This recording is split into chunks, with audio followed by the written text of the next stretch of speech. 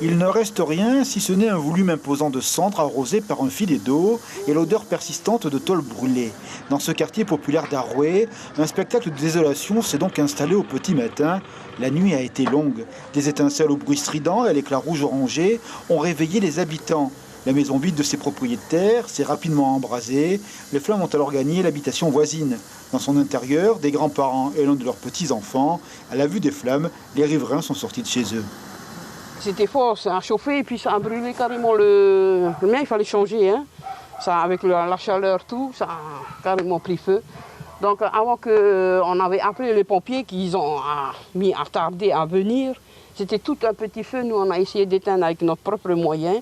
Et donc le feu commençait à propager, donc on a lâché pour pouvoir retourner l'eau dessus de notre maison.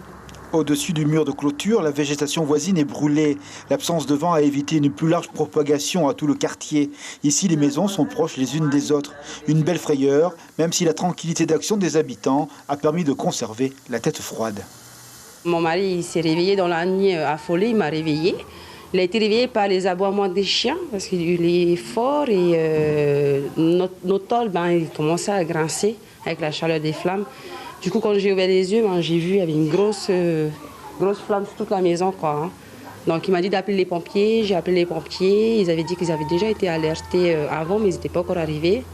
Et puis on a fait les premiers réflexes, ramasser le nécessaire, sortir les voitures, les enfants, voilà. Ce matin, les réseaux électriques ont été contrôlés, les personnes affectées ont commencé les démarches, gendarmerie, assurance, etc. Un appel à la solidarité a été lancé sur Internet. La mairie a été présente dès les premiers instants. La première maison, c'est une maison en location et le couple, en fait, ont déjà une maison sur Mataya. La deuxième maison, on a rencontré donc le couple.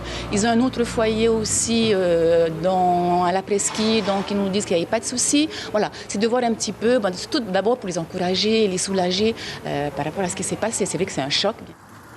Le quartier espère rapidement panser ses plaies pour retrouver une vie normale.